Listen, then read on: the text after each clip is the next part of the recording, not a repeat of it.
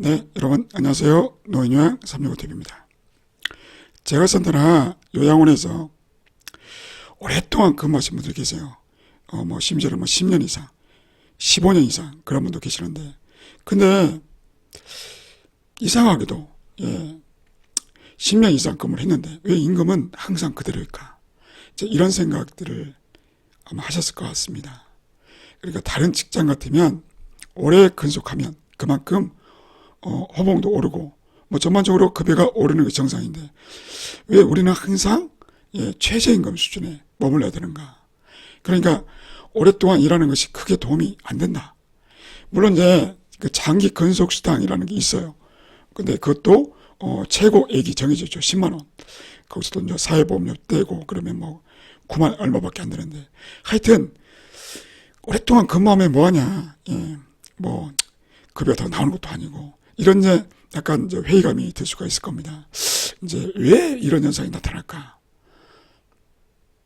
여기 보시면은 다른 사회복지 시설, 그러니까 복지관이라든가 시니어 클럽이라든가 지역 자활센터, 심지어 어린이집, 하여튼 이 장기 요양기간을 제외한 다른 사회복지 시설은 대부분 호봉제입니다. 호봉제.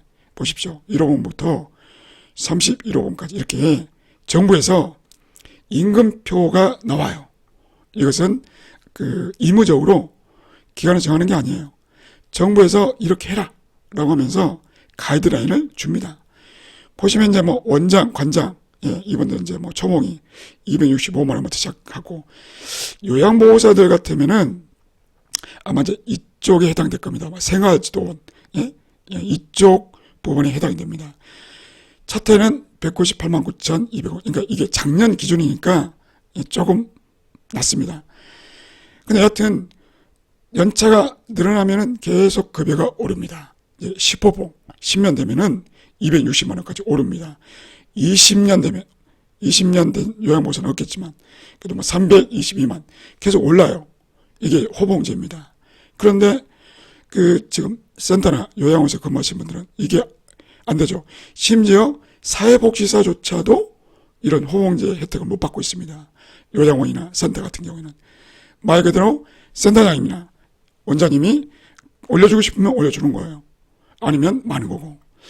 그래서 다른 시설에 비해서 센터나 요양원은 급여가 아주 낮습니다.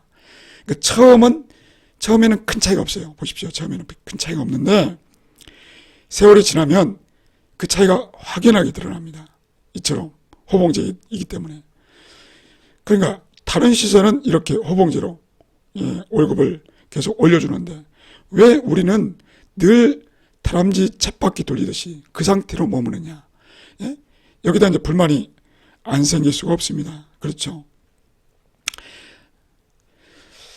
보건복지부 소속의 사회복지 시설의 종류가 아주 많습니다. 사실은 이것은 일부만 제시된 거고 아주 세부적으로 들어가면 더 많이 있어요. 엄청나게 많습니다. 여기 보시면 노인복지, 또 아동복지, 장애인복지 많아요. 그러니까 이런 것들을 다 지금 설명할 시간은 없고, 아주 다양한 사회복지 시설 중에 노인의료복지시설, 여기 있죠. 노인의료복지시설과 이용시설 중에서 재가 노인복지시설, 이 두 개만 이용료 수납시설이에요. 이걸 여러분들이 좀 분명하게 아셔야 됩니다. 다른 시설은 보조금 시설입니다. 지자체로부터 국가 보조금을 받는 시설이에요. 그건 좀 더 설명드릴 겁니다. 그런데 유일하게 노인의료복지시설, 그리고 재가 노인복지시설, 이게 뭐냐? 여러분들이 일하고 계신 요양원을 다른 말로 노인의료복지시설, 이렇게 얘기를 합니다. 그리고 방문 요양, 방문 목욕, 방문 간호, 조혈관 보호, 단기보호, 이쪽은 재가 노인복지시설이라고 부릅니다. 그러니까 이런 것만 이용료를 수납해서 운영하는 시설입니다. 국가 보조금이 없어요. 나머지 시설은 모두 지자체로부터 인건비라든가 그런 것들을 돈을 다 받습니다. 그렇기 때문에 호봉제로 월급을 줄 수가 있는 것입니다. 계속 설명을 더 드리겠습니다. 국가 보조금을 받는 시설은 대표적인 것이 복지관입니다. 여러분들 아시죠? 노인복지관, 장애인복지관, 종합사회복지관 이런 것들, 또는 뭐 노인 일자리 알선해주는 시니어클럽, 뭐 지역자활센터라든가, 그러니까 이런 것들은 지방보조금이라는 게 있어요. 그 지방보조금은 바로 이겁니다. 이제 시청이나 구청에서 종사자 인건비, 그리고 시설 운영비, 사업 운영비, 이 모든 것들을 그냥 시설에 다 줘버립니다.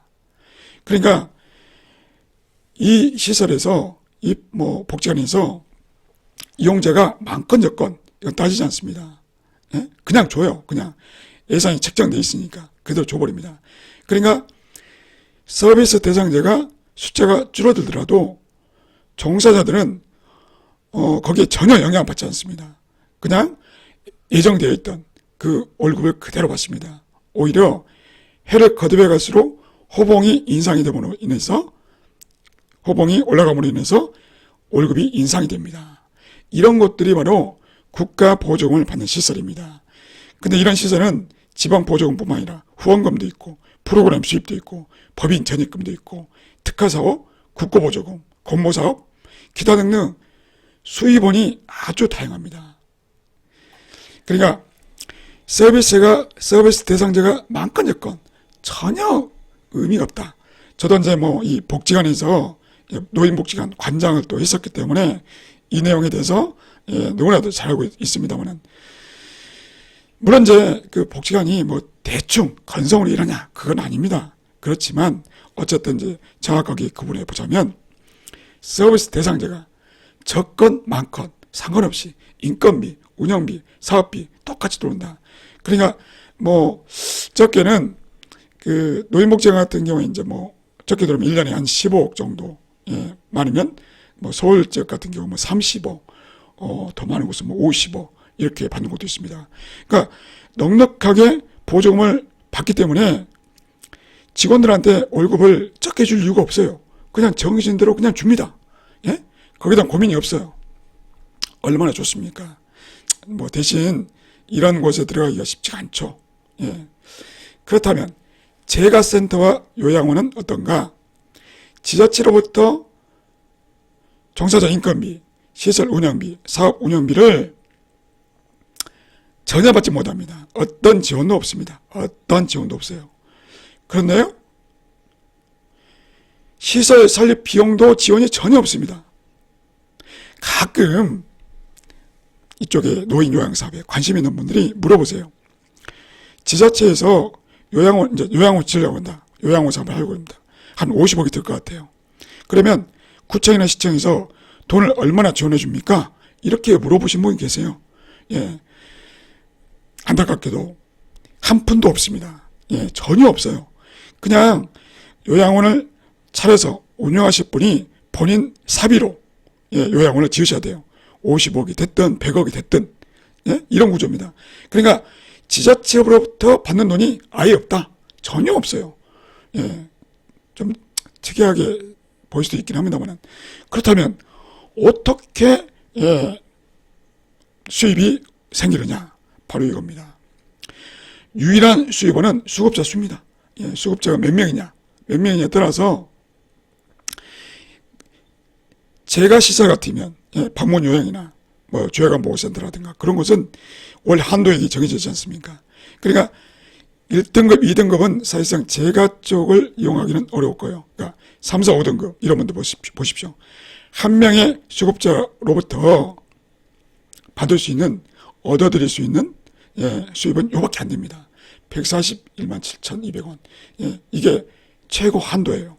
그러니까 사활을 걸고 수급자 확보에 나서야 되는 것입니다. 수급자가 없으면 적자예요, 적자. 인건비는 고상하고 전화세도 못 냅니다. 그런 상황이 되는 것입니다. 요양원은 어떻겠습니까? 요양원은 1인당 요양원 수입이 정해져 있죠. 하루에 얼마 이렇게 정해져 있지 않습니까? 한 달을 계산하면 이제 뭐 그 최고 245만 이렇게 좀 높게 나올 수도 있긴 합니다만, 분명한 것은 지자체로부터, 시청, 구청으로부터 받는 게 전혀 없고, 이렇게 입소자가 몇 명이냐에 따라서 건강보험공단에 청구를 합니다. 우리 지금 요양원에 입소자가 몇 명이 있고 서비스를 제공했으니 돈을 주라라고 청구를 해야 돼요. 청구를. 돈 달라고 요청을 해야 됩니다. 그러면 공단에서 면밀하게 검토해서 그에 맞춰서 돈을 주는 것입니다.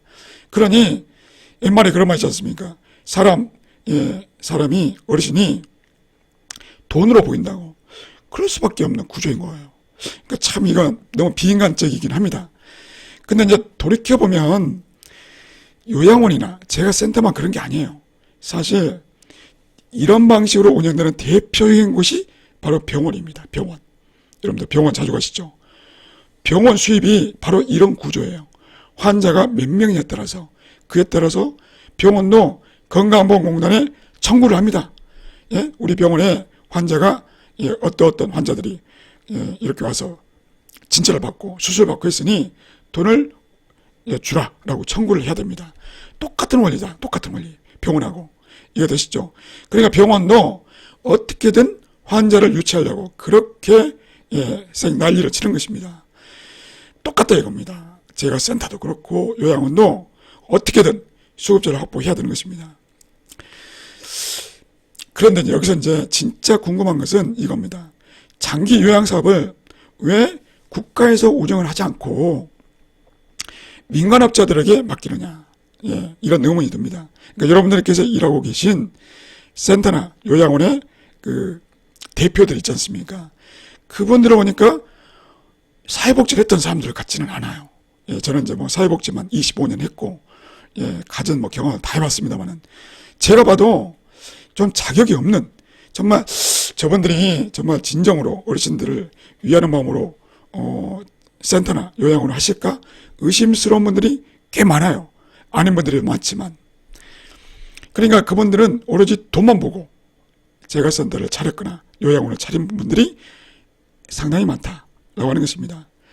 이제 그럼에도 불구하고 왜 정부에서는 그들이 사회복지가 뭔지도 모르고 사회복지도 관심이 없는 그런 사람들에게 왜 돈을 벌여다 주느냐. 약간 좀 의아할 수가 있습니다. 마음에 안 들 수가 있어요. 그 이유를 설명드리겠습니다. 우선 요양 서비스 제공 대상자가 너무 많습니다. 너무 심하게 많아요. 100만 명이 넘습니다, 여러분들. 그 많은 서비스 장기 요양 대상자들을 국가에서 일일이 노인복지관처럼 그렇게 차려서 할 수가 없어요. 숫자가 너무 많아요. 제공 대상자가 많으니 당연히 종사자도 너무 많습니다. 이따가 또 이제 그 숫자를 보여드릴 겁니다. 하여튼 수십만 명 됩니다. 엄청나게 많습니다. 수십만 명까지는 아니고 엄청 많습니다. 그런데 이제 이런 것들을 공무원들이 직접 할 수 있느냐? 못합니다. 공무원들이 이런 일을 어떻게 하겠습니까? 상상이 됩니까? 공무원도 우리나라에 100만 명이 넘는데 읍면 동사무소에만 있지 않습니다. 소방서에도 있고 경찰서에도 있고 군인도 다 공무원이지 않습니까? 그분들 다 합치면 결국 군인 빼고 100만 명이 넘습니다. 그러니까 그 공무원들은 고유의 업무가 있어요. 자기들이 잘하는 게 있단 말이에요. 근데 그분들한테 장기요양 서비스 제공하려면 잘하겠습니까? 어렵죠. 그러면 새로 뽑아서 하면 되지 않느냐? 아이고, 불가능합니다. 새로 뽑아서 그 공무원들은 그 급여가 또 적지도 않지 않습니까? 정부 입장에서는 너무 부담스러운 거예요. 그리고 이제 가장 문제가 이건데, 시설 설립 비용이 지나치게 많이 듭니다. 지나치게. 조금 이따 설명드리겠습니다만, 이것도 마찬가지로. 건물 하나 지으려면, 이만저만 들어가는 게 아닙니다, 여러분들. 하여튼 많이 들어갑니다. 시설 운영 비용도 많이 듭니다. 요즘 전쟁 때문에 가스비도 올랐고, 경유값도 오르고, 전기세도 오르고, 시설도 제가 또 복지관 관장도 해봤기 때문에 하는데, 한 달에 전기세만 300만 원이 나옵니다. 큰 요양원은 아마 더 나올걸요? 근데 이 많은 것들을 정부에서 다 감당한다는 게 너무 어려운 거예요. 그리고 딱 보니까 외국에서도 국가가 직접 하는 데가 없어요. 대부분 민간업자들한테 다 맡기는 겁니다. 그러니까 그 민간업자가 그 돈 버는 것이 목적인 사람이라도 상관하지 않습니다. 돈 벌려면 와서 해라. 우리가 지키라는 것만 잘 지키고 법만 잘 지키고 와서 열심히 해서 돈 벌어라. 그렇게 하고 있는 것입니다. 외국도 그래요. 외국도. 하여튼 결론은 뭐냐? 정부에서 직접 하지 않고 민간 업자들에게 맡기는 이유는 뭐냐? 정부가 돈을 아끼려고 하는 것이다. 비용 절감을 위해서다. 이렇게 보시면 됩니다. 얼마나 돈이 많이 들어가야 그래. 이렇게 할까? 이제 하나씩 보여드리겠습니다. 일단요, 노인복지시설 중에서도 보십시오. 노인의료복지시설, 요양원이 월등히 많습니다. 여러분들, 월등히 많죠. 노인주거복지시설, 양로원, 전국적으로 337개밖에 안 돼요. 양로원. 몇 개 안 됩니다. 실버타운 포함해서. 노인여가복지시설, 노인복지관, 전국적으로 357개밖에 안 돼요. 근데 뭐 경로당은 많긴 해요. 경로당이 뭐 6만 7천 이렇게 되긴 하지만 사실상 경로당은 자체적으로 운영하지. 정보지원금은 별로 없거든요. 거의 없어요. 그런데 노인 의료복지시설 보십시오. 요양원하고 공동생활과정 합쳐서 5,821개나 됩니다. 어마어마하죠. 엄청나게 많습니다. 제가 좀 봐볼까요? 더 많습니다. 제가 노인복지시설만 9,984개. 엄청나게 많죠. 물론 이제 그 현황도 최신 자료가 아니에요. 최신 자료를 또 좀 이따가 또 보여드릴 건데, 이겁니다. 가장 최신 자료를 보니까, 보십시오. 전국에 있는 장기 요양 기관만 해서 전체적으로 27,000개가 넘는다고 그래요. 앞서 살펴봤던 현황은 좀 틀리죠. 이 자료는 어디서 가져왔냐면 건강보험공단 홈페이지에서 따온 겁니다. 그러니까 제 생각에는 이게 더 정확할 겁니다. 전체적으로 뭡니까? 센터나 요양원 다 합치면 27,000개가 넘는다. 그 중에서 요양원만 6,000개가 넘고, 그리고 재가센터만 36,000개가 넘는다. 라고 하는 것입니다. 어마어마하죠. 여기서 서비스 받고 있는 대상자만 보십시오. 지금 100만 명이 넘습니다. 실질적으로 서비스 받고 있는 수급자 어르신들이 100만 명이 넘습니다. 이게 지금 작년 12월달 기준입니다. 2022년 기준 100만 명이 넘어요. 어마어마한 숫자입니다. 그러니까 또 이제 제가 현황을 보다 보니까 다른 사회복지시설과 비교할 때 차이가 너무 심하게 나잖아요. 보십시오. 노인 의료복지시설, 그러니까 요양원 쪽이고 이쪽은 재가 쪽입니다. 너무 차이가 많이 나잖아요. 그러니까 이것을 만약에 정부에서 건물도 다 세워주고, 종사자 인건비 다 주고 할 걸 예상하면 그 돈이 아주 천문학적인 돈이 된다는 것입니다. 감당이 안 될 정도가 되는 것입니다. 그렇다면 공무원들이 해야 되는 거 아니냐, 이제 그렇게 말씀하시는 분들이 있어서 우리나라의 현재 공무원, 현재 2022년 6월달 기준으로 공무원이 100만 명이 넘습니다. 116만 8,512명. 110만 명. 물론 많습니다. 그러니까 이들에게 주는 월급만 해도 엄청나겠죠, 여러분들. 공무원들이 뭐 급여가 작은 것도 아니고. 그런데 이들 말고 요양원에서 근무하는 사람들, 또 뭡니까? 제가 센터에서 근무하는 사람들까지 공무원 수준에 맞춰서 월급을 준다. 과연 이게 가당키당하겠습니까? 정부 입장에서. 그러니까 정부가 지정해서 운영하기가 너무 어려운 거예요. 자, 이번에는 이제 시설 설립 비용을 말씀드리겠습니다. 이거는 이제 제가 관장으로 했었던 노인복지관의 뭡니까? 설립 비용을 제가 정확하게 알고 있거든요. 이것은 청주에서 가장 큰 노인복지관인데 100억 들었습니다. 100억. 근데 저는 이제 100억이면 꽤 액수가 크다 이렇게 생각했는데 아닙니다, 여러분들. 경기도권 또 경기도까지 갈 필요도 없어요. 요즘은 뭡니까? 군 단위 있는 복지관들이 아주 규모가 커지고 있어요. 그래서 200억, 250억, 300억에 육박할 만큼의 비용이 들어갑니다. 복지관 하나 짓는데 이렇게 들어가요. 그럼 요양원 짓는다면 마찬가지 아니겠습니까? 다 콘크리트, 철근인데 똑같죠. 요즘같이 건설 경기 안 좋고. 이런 요양원도 보십시오. 앞서 이런 복지관보다 더 들었으면 더 들었지 덜 들지 않아요. 이런 요양원 아마 거의 150억, 이 정도 들어갈 겁니다. 이 정도 규모라면 한 진짜 거의 250억 들어갈 것 같아요. 이 정도면 한 최소 100억, 예, 이 정도 들어갈 겁니다. 이러한 것들을 아까 요양원이 몇 개였습니까? 수천 개였지 않습니까? 많았잖아요. 그런 것들을 만약에 정부에서 다 지어준다. 땅도 정부 땅, 예? 건물도 정부에서 지어주고, 그래서 공무원들이 와서 운영해라. 그러면 그 돈을, 천문학적인 돈을 누가 감당하겠습니까? 감당이 어렵습니다. 그러므로 지금과 같은 상황은 바뀌지 않을 것이다. 예, 그러니까 민간업자가 계속 할 것이고 정부에서 직접 할 일은 없을 것이다. 예? 여러분들 그것은 정확하게 인식하고 계십시오. 그래서 왜 정부에서 안 하고 우리 센터장님이나 우리 요양원 원장님처럼 사회복지에 대해서도 전혀 문외 아니고 돈 벌려고 오시는 분들이 이렇게 해야 되겠습니까? 이렇게 생각을 하실 수 있는데 이제는 그런 생각은 불필요하다. 바뀌지 않을 겁니다. 여러분들. 바뀌지 않을 건데 방법은 없느냐? 방법은 제 생각이 그렇습니다. 협력 방법밖에 없다. 대체 누가 누구랑 어떻게 협력하라는 소리냐? 종사자들은, 특히 요양보호사 선생님들은 이제 센터나 요양원을 뭐 욕할만 하시면 하십시오. 그런데 너무 대책 없이 욕만 할 것은 아닌 것 같아요. 제가 볼 때는. 그리고 센터나 요양원들도 마찬가지로 반성하셔야 돼요. 종사자들을 너무 무시하세요. 너무 무시해요. 진짜 뭐 휴게수당 뭐 안 줘도 돼. 뭐 야간수당 필요 없어. 휴게 시간 그냥 뭐 7시간 잡아버려. 도대체 뭘 믿고 그렇게 지금 불법적인 행동들을 하십니까? 왜 그러겠습니까? 요양보호사를 무시하는 거예요. 네? 요양보호사 뭐 지들이 뭘 알겠어? 뭐 그 노동청에 고발하라고 그래. 과태료 몇백만 원 내고 끝나면 되지.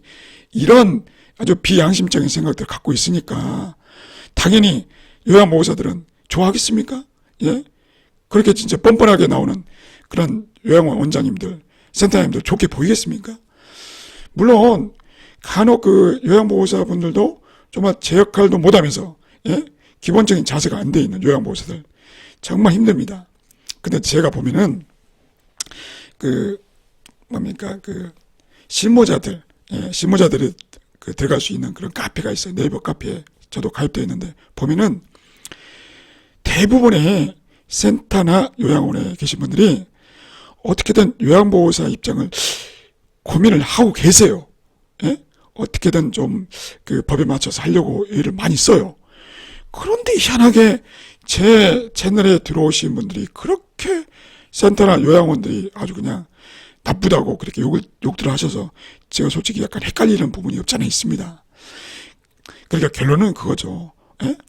정말 종사자들의 정말 여기 뭐라도 조금이라도 더 예? 안 주지 않고 어떻게든 뽑아내려고 하는 좀 악덕 센터장님과 요양원장님이 있는 것 같아요. 있는 것 같아요. 그런데 다는 그렇지 않더라. 그래서 거기서 저는 희망을 봅니다. 그러니까 협력을 하셔야 됩니다. 예. 어떻게 협력해야 되느냐? 일단 이게 가장 급선무입니다. 뭐냐면 수급자가 적은 센터나 요양원은 너무 힘듭니다. 진짜 요양보호사분들이 그분들한테는 생색을 내시면 안 돼요. 진짜 아주 그냥 손가락 빨고 사시는 거예요. 적자입니다. 적자도 이만저만 적자가 아니에요. 예? 어느 정도까지는요 너무 힘들거든요. 센터도 그렇고 요양원도 그렇고 그때는 진짜 요양보호사 선생님들 너무 그렇게 센터나 요양원에 그렇게 욕을 하시거나 그러니까 자기 것만 챙기려고 한다는 인상을 주지 마시고 어떻게든 좀 이제 보듬어주고 예? 격려해주고 잘할 수 있게끔 도와주셔야 된다. 그리고 마찬가지로 보조금 시설과 동일한 월급 체계를 마련할 수 있게끔 센터나 요양원에서도 협조를 하셔야 돼요. 그러니까 이 모든 것들은 누구를 대상으로 해야 되느냐? 바로 정부입니다. 보건복지부를 바꿔야 됩니다. 앞서 살펴봤던 것처럼 사실상 그 모든 요양원, 모든 재가센터 누가 차려야 됩니까? 원래 정부에서 해야 돼요. 원래 정부에서. 정부가 할 일을 누가 하고 있습니까? 센터나 지금 요양원, 민간업자들 하고 있지 않습니까? 대신 해주고 있잖아요. 그리고 뭡니까? 공무원들이 해야 될 일을 지금 사회복지사, 간호조무사, 요양보호사 분들이 박봉에도 불구하고 하고 있지 않습니까? 그러면 정부에서 올려줘야죠. 급여를. 앞서 제가 말씀드렸던 것처럼 다른 사회복지 시설과 동일하게 호봉제로 주든지 호봉제로 안 주더라도 비슷하게라도 줘야 되는 거 아니냐 요구를 하셔야 됩니다. 그런데 종사자들끼리만 하기에도 한계가 있고 센터나 요양원들은 서로 이렇게 뭉치는 힘이 또 약해요. 예? 그러니까 같이 하셔야 됩니다. 진짜 제가 이런 말씀드려 좀 죄송하지만 결국 센터나 요양원과 종사자들이 한마음 한뜻이 돼갖고 진짜 국회의사당 가시던가 뭡니까 정부 전사 가서 골기대회를 하시던 소리내서 외치셔야 됩니다. 안 그러면 바뀌지 않습니다. 그러니까 센터나 요양원과 종사자들 간에 싸울 일이 아니라 이제는 협력해야 된다. 서로 협조해서 손잡고 이 어려운 상황을 타개를 해야 된다. 좋지 않습니까? 센터나 요양원은 현실적인 수가로 인상이 되면 수입이 늘어나니까 좋고, 그리고 종사자들은 다른 사회복지시설 종사자들과 똑같이 급여를 받으니까 당연히 좋지 않습니까? 그러니까 서로 욕만 하고 싸우지 말고 협력해야 된다. 그 말씀을 드리고 싶습니다. 자, 오늘 영상이 도움이 되셨으면 좋겠습니다.